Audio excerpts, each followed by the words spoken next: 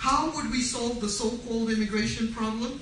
Increase the number of visas to a realistic level.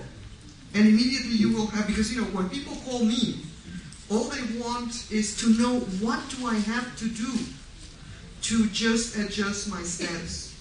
Earlier this year, when we thought we were going to have some kind of enlightened immigration reform, fat chance, people were arriving in the offices of tax preparers with bags of cash, up to $14,000, in order to make sure that they would create a paper trail so that eventually they could adjust their status. Because immigrants, so far, are not really, really poor. They are working. There are no unemployment rates among the poor. Okay, let me conclude with a few facts. The first one, having to do with the immigration problem. No, it's not an immigration problem. Most immigrants to the United States come from a single country, Mexico.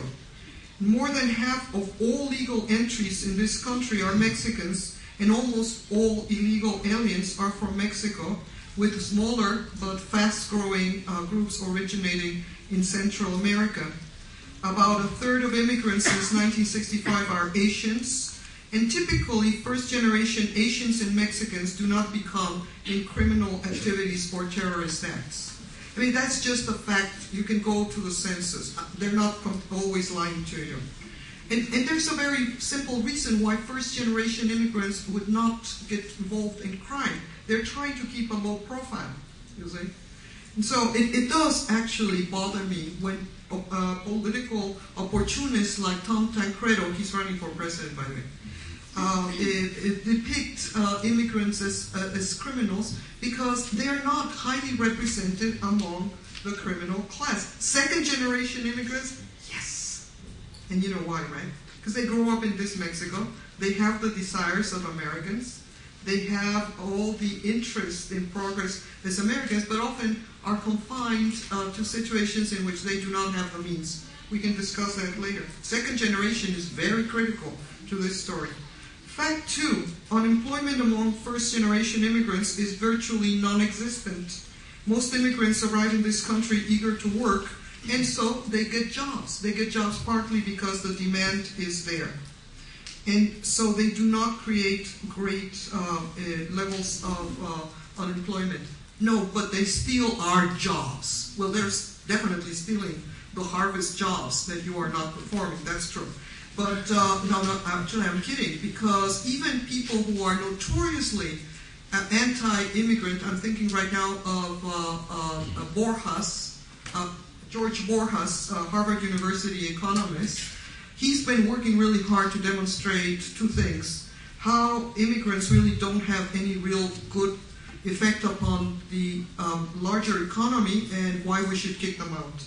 And even in his work, he has not been able to show that immigrants have more than a 3% effect upon other groups, particularly low-income African Americans.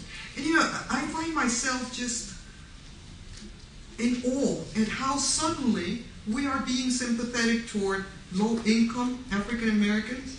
Because the major problem for low-income African Americans is not immigrants. It's bad schools. It's racial discrimination. It's political exclusion, you see.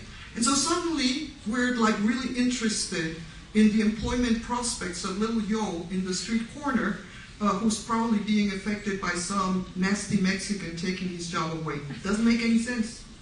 But people do tend to believe that. Fact 3.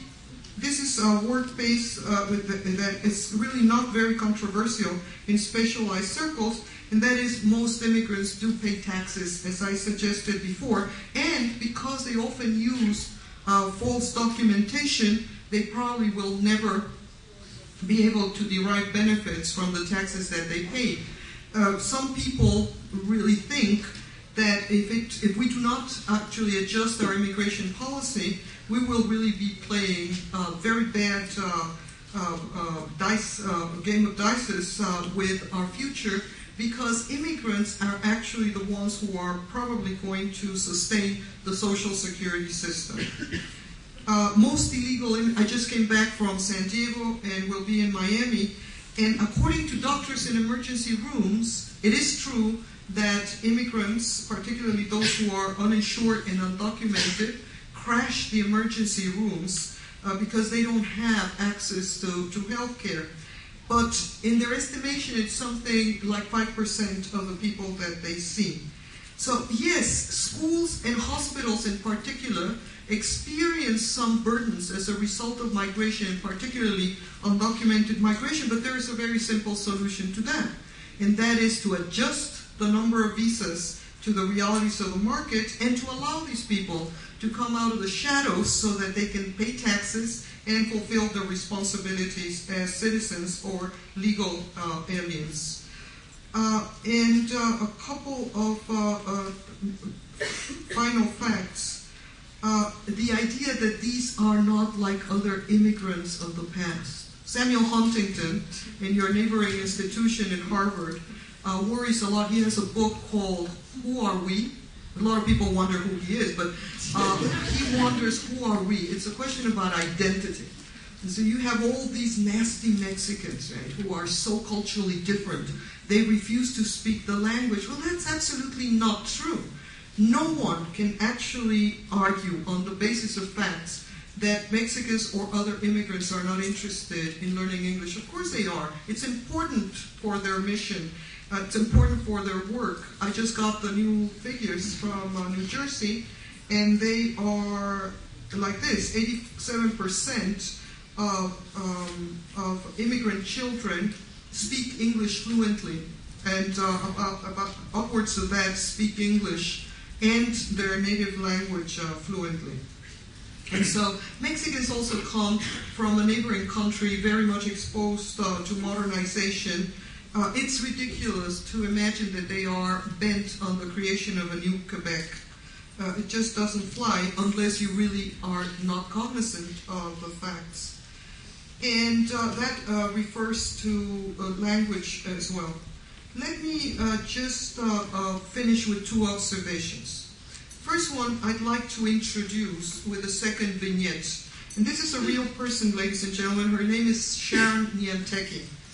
She came into this country when she was 2.5 years old by the hand of her grandmother, who used the visa of a cousin in order to enter the country. And Sharon, who is tall, gorgeous, fabulous complexion, and grew up in the United States not knowing that she was an undocumented and illegal. And she only discovered that there might be a little bit of a problem in her life when she applied for a driver's license. But that was resolved. And Sharon went on to study political science at Rutgers University. She graduated with honors. I met her earlier this year at a panel. In 2006, she decided to get married. She had just finished her college studies. And as part of that process, she went to an immigration office to try to adjust her status. And right there and then, she was detained, she was handcuffed, she was shackled, and she had the presence of mind, being really an American, presence of mind that I wouldn't have had, to say, if you're arresting me, you must read me my Miranda rights. And the officer said, no, we don't. We don't have to read you your Miranda rights because we're only detaining you. In other words, we now have a population which is not even entitled to an arrest as a criminal citizen, you see? And Sharon represents something in the order of 3 million kids who have grown up in this country, but who did not break any laws.